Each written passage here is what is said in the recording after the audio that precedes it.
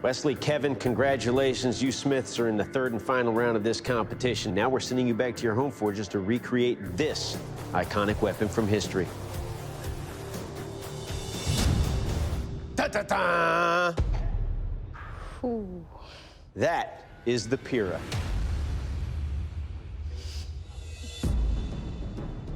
Today we're going to be pre-testing the Pira. So probably the most identifiable piece of this sword is that the Pira has a very unique handle. It's got an extension that comes out this way. I was like, what's the purpose of that? Then at first I'm thinking, is that a functional piece maybe to form as a guard to protect the forearm? No, it's a piece of wood that if you cut through, it will cut all the way through. The Pira is really by the Yakan tribe who are by the coastal waters.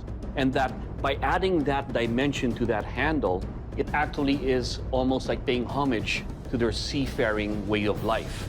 So it's not necessarily always functional as I thought that would be. The Pira is the favorite weapon of the Yakan tribe of the South Philippines.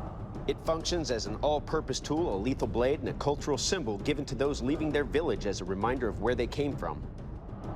One of the most prominent features is its flared pommel, which is inspired by the boat paddles these seafaring people depended on. A thick blade, the weapon is built for chopping and is capable of inflicting deep gashes with each slash. The deadly weapon has a fearful reputation among natives as the weapon of choice for decapitating enemies. We tested the Pira on a wild boar. A wild boar skin is very tough, a lot of hair in there.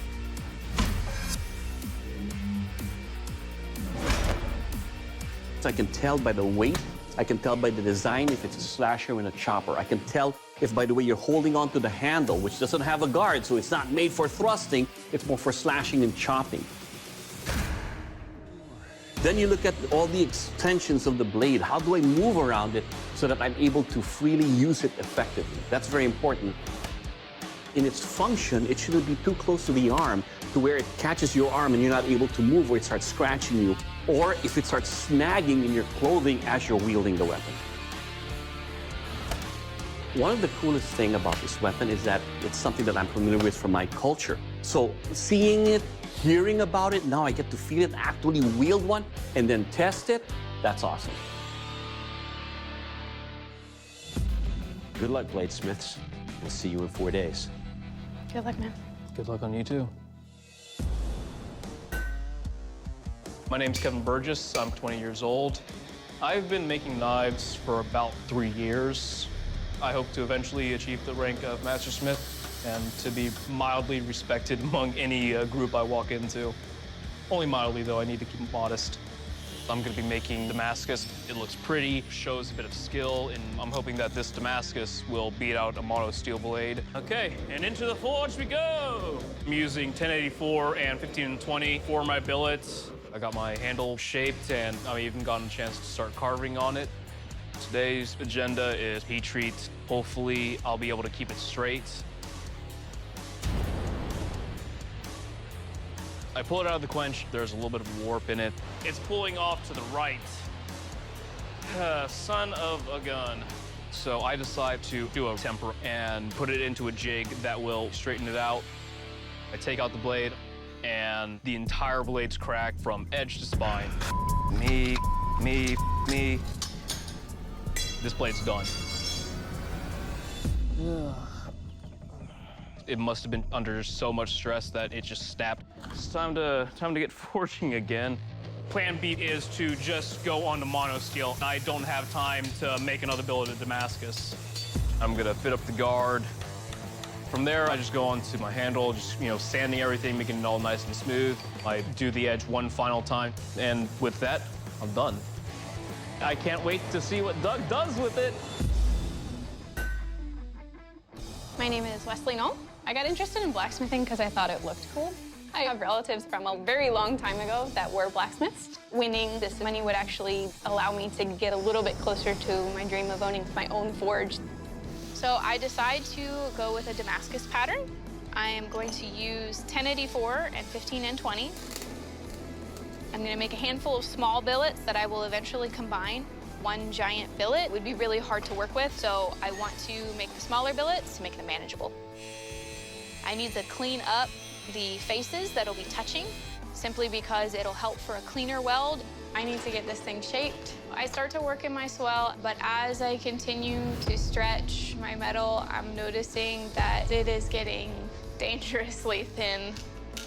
I stick it back to kind of straighten everything out, and I just watch it lean. It won't survive the quench. It just won't. So 2.5 days in, I'm starting over with a monosteel.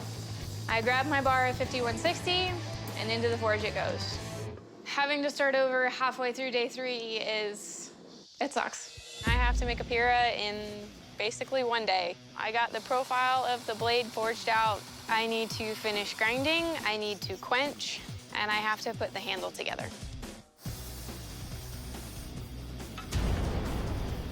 I pull it out, and it's warped just a little bit. At this point, I'll take it. I start to work on my handle. This handle is hard to do because the tail is coming off at a really weird angle. The fitting of it, everything takes time that I do not have right now. I don't have the luxury to add pins, but I've got to get it stuck together, so 5-minute epoxy it is. I'm done. There's nothing else I can do. I'm out of time. I'm not turning in exactly what I wanted to turn in, but there's no quit in me, and because of that, I have a finished Pira. Bladesmiths, welcome to the keel test. Your Piras look very interesting. Now it's time to find out how lethal they are. To find that out, I will take your Piras and deliver some slashes and hacks on this boar carcass. Kevin, you're up first. You ready for this? Oh, yeah. Let's do this.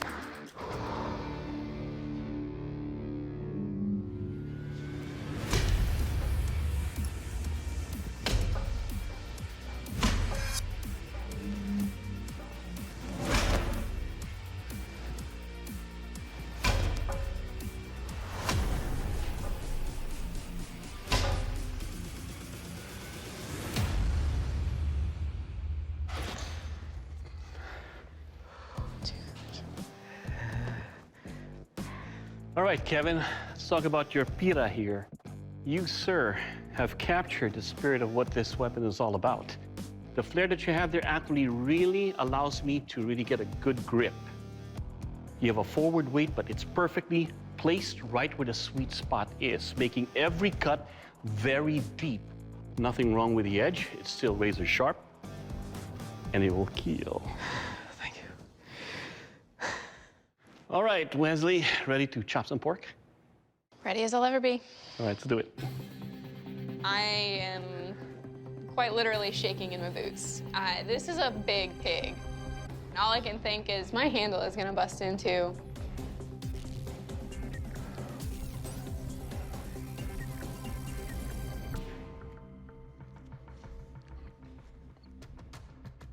I don't see a pin here. Is there any mechanical connection at all that's holding this right in there? I didn't have time. I understand.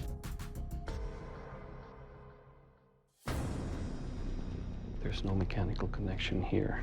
Usually when they whisper, this is a really bad sign. I don't want to hold back. Holding back is not a fair way to test it. Right, of course.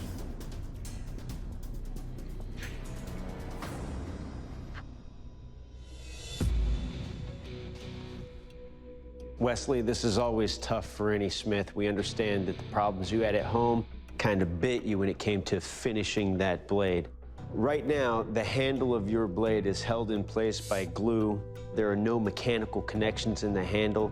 A Forged and Fire champion makes sure that their weapon is made to withstand pushing a blade to the absolute limits of what's possible. And unfortunately, we can't engage your weapon like that. For that reason, please exit the forge. Come on forward. Thank you. To push as hard as I felt like I pushed and get here and not have it tested it's a bummer. Good job. I understand why and I agree, but I mean, kind of would have been cool to at least see it bust halfway through a pig. But I was still able to at least present something to them to show them that I don't quit, I don't give up, and I am very proud of myself for that.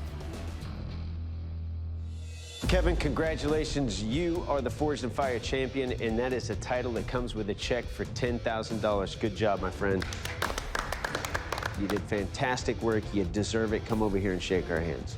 To everybody who's ever doubted me, you know, here I am. I'm standing champion of Forged in Fire. I would have liked to have gotten through all 3 tests, but I've proven that, you know, not only do I make the stuff I make, but I make it pretty damn good as well. I just won Forged in Fire. Oh, man.